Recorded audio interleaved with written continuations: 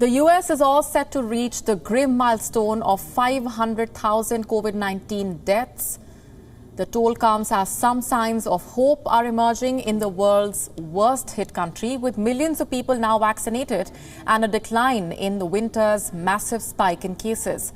According to the top infectious diseases specialist Anthony Fauci, the US is certainly not out of the pandemic despite the fall in infection rates and expansion of the vaccination drive, although he is hopeful that normalcy will be restored in the coming months.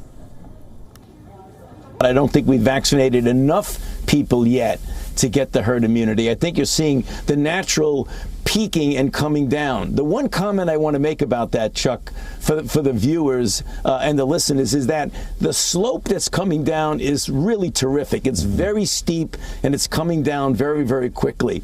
But we are still at a level that's very high. According to reports, U.S. President Joe Biden will mark the U.S. crossing 500,000 deaths with a moment of silence and candle lighting ceremony at the White House. The U.S. is expected to pass the grim milestone today, just over a year after the first confirmed fatality due to coronavirus was reported in the country. The White House has said Biden will deliver remarks at sunset to honor those who have lost their lives. After America's first COVID-19 death was announced in February last year, it took about 3 months to pass the 100,000 mark. But as the outbreak worsened, the pace of loss of lives also increased subsequently.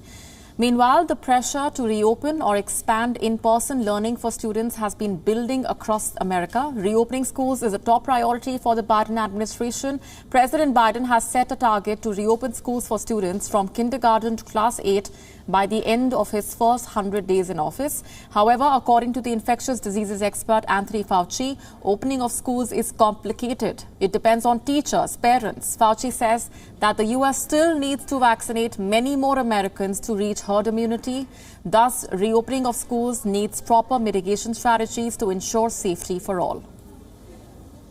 Complicated issues, how the teachers feel, how the parents feel about the possibility of bringing infection back home. There are so many things there that you need to consider. For more on this, joining us is our correspondent Susan Tehrani from New York. Susan, the U.S. is hitting the 500,000 grim milestone of those many deaths lost to COVID-19. There is a silver lining here when it comes to lesser hospitalizations. There is greater vaccination now happening as well. What are the latest details that you can share with us?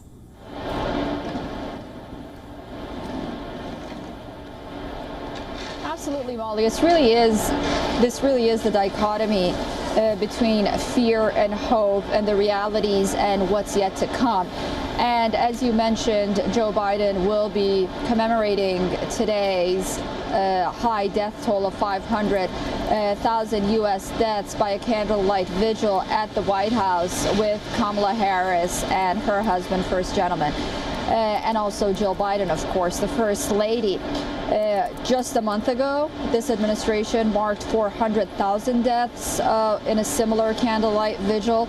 But it's important to note that while these deaths are very alarming in a country like the United States, when you look at per capita population compared to other countries, optimistically, it's a little better compared to, say, Germany, which really was sort of an example of how to deal with COVID because of their low rates in the beginning, and now we see that they're approaching sort of a fourth surge. So while this virus somewhat has a mind of its own, albeit it was first detected in China and could have been sort of held back, but now that it's sort of released in the rest of the world, we kind of see per capita numbers, and we see that 500,000 deaths, one being one too many, for the United States perhaps is a number that officials and health officials, public health officials, can possibly work with in a country of, over 300 million people. That's on the one hand. On the second hand, you talked about hope, and I think a lot of people are cautiously optimistic considering the fact that the Biden administration has already administered 63 million vaccines across the United States. This is compounded by the fact that the Pfizer and Moderna vaccines that have been approved here in the United States are now, studies show that they're not only preventing the virus, but also preventing infection, which is a very large part of the COVID-19 virus, of the coronavirus, the COVID-19, excuse me.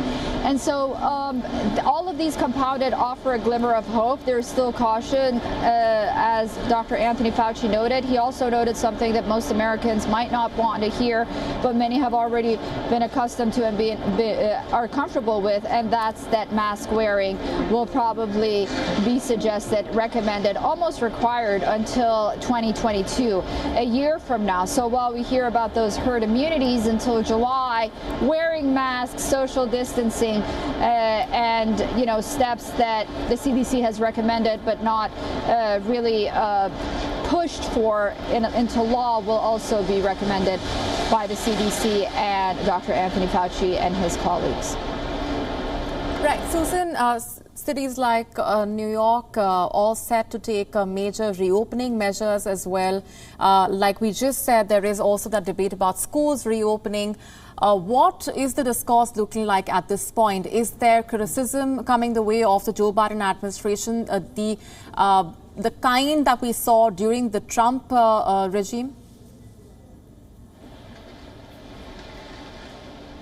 Yeah, it's no doubt that the coronavirus pandemic in a lot of ways cost Donald Trump his presidency, and it's testing Joe Biden right now. That is perhaps his biggest test at this point, because his campaign, as you remember, was very COVID-centric.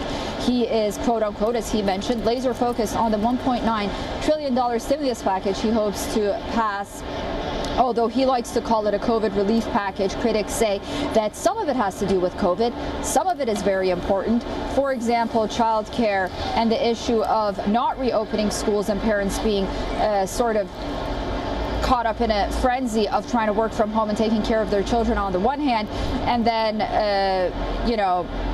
other issues like mortgages and moratoriums and where renters stand. But then there are a lot of issues in that COVID package that have nothing to do with COVID. And I think that's where his test will come from, on whether or not it could have been, and this is not me saying, this is just a direct quote from critics, that it's a Democratic wish list as opposed to a very emergency targeted COVID package. And that might be the reason some in Washington. But the issue of schools is ultimately going to be the fight between teachers' unions and states. We see a rise in a lot of depression on the part of children. We see a lot of suicide rates going up because of high isolation rates. But on the other hand, the states can't force teachers who don't feel comfortable, or parents who don't feel comfortable sending their kids to school, to force them to do that. That's just not how it's going to go forth.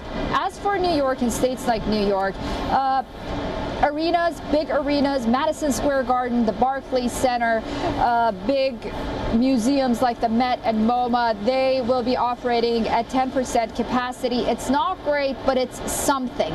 Restaurant indoor dining is open at 35% capacity. Again, it's something moving forward. It might not help completely get the state out of the current financial crisis that it's facing, but what it will do is raise confidence and consumer confidence and traveler confidence for the summer. And that's, I think, what states like New York and California are hoping to do, because they're so tourist-centric, that once they raise these confidence and say we're open and ready for business, that they'll garner more visitor and tourists and help states that are really in dire straits right now, like New York, struggling with the aftermath and the economic recovery process of COVID. Susan Tehrani, thanks very much for those updates and perspectives. WION now available in your country. Download the app now. Get all the news on the move.